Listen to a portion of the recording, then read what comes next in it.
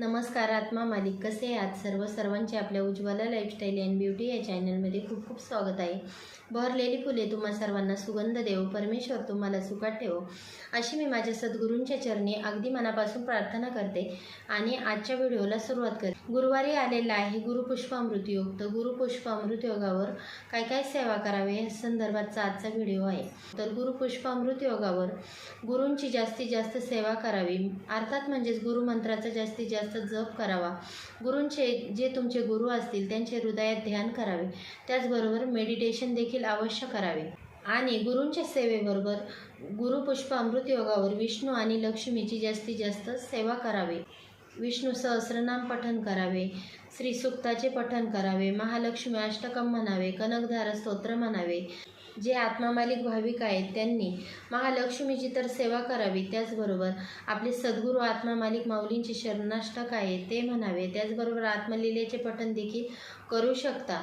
गुरुमंत्राचा जास्तीत जास्त जप करावा आणि आपले सद्गुरू माऊली म्हणतात, हृदय मंदिरे जय मज पाहती तयासी होय माझी प्राप्ती। तर आपल्या सद्गुरू माऊलींचे हृदयात जास्तीत जास्त ध्यान करावे।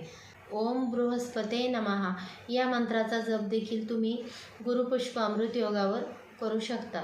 गुरुपुष्पामृत योगावर तुम्ही सोनं चांदी खरेदी करू शकता, कारण त्या दिवशी जे सोनं चांदी खरेदी केली जाते ते आपल्याकडे कायमस्वरूपी राहते। तांब पितळ देखील खरेदी करू शकता।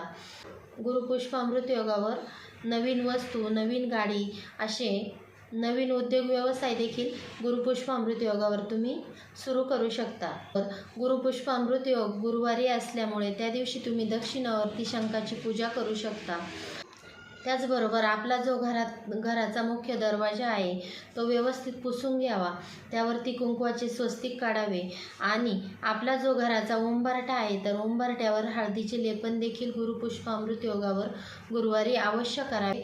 लक्ष्मी आपल्यावर प्रसन्न होते आणि आपलेले आडलेली कामं लवकर होतात। गुरुवारी गुरुपुष्पामृत योग आलेला आहे तर त्या दिवशी तुम्ही पिवळ्या वस्तूचे दान देखील करू शकता। मंदिरामध्ये जाऊन गुरूंचे दर्शन घ्यावे, त्याचबरोबर तिथे तुम्ही केळी दान करू शकता, वस्त्र दान करू शकता, अन्नदान करू शकता।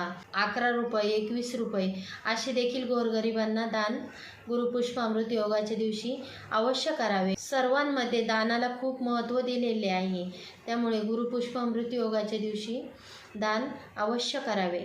आणि जे तुमचे गुरु असतील त्यांना संध्याकाळी गोड नैवेद्य अवश्य दाखवावा। आणि गुरुपुष्पामृत योगाच्या दिवशी गुरुर ब्रह्मा गुरुर विष्णू गुरुर देव महेश्वरा गुरुर साक्षात परब्रह्म तस्मै श्री गुरुवे नमः अवश्य म्हणावे। बरोबर आपल्या गुरूंची सकाळ संध्याकाळ आरती अवश्य करावी। गुरुपुष्पामृत योगाच्या दिवशी होता होईल तेवढा जास्तीत जास्त नामस्मरण करावे आणि थोडीशी हळद घ्यावी, ते पाणी टाकून त्याचा तिलक तयार करावा आणि गुरुपुष्पामृत योगाच्या दिवशी जेव्हा आपली सकाळीच पूजा होईल आणि तो तिलक आपल्या गुरूंना लावावा आणि आपल्या देखील कपाळी लावावा। यांनी काय होते तर आपला गुरुग्रह हा स्ट्रॉंग होतो, अर्थात म्हणजेच मजबूत होतो। गुरुपुष्पामृत योगावर गुरूंची तर सेवा करावीच, पण विष्णू आणि लक्ष्मीची देखील जास्तीत जास्त सेवा करावी।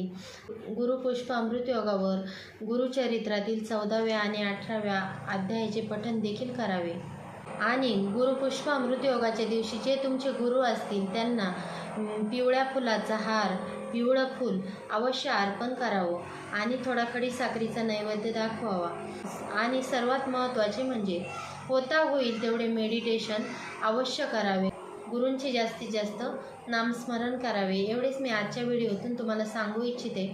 पुन्हा भेटू एक छानसे व्हिडिओसोबत, तोपर्यंत सर्वांना आत्मा मालिक।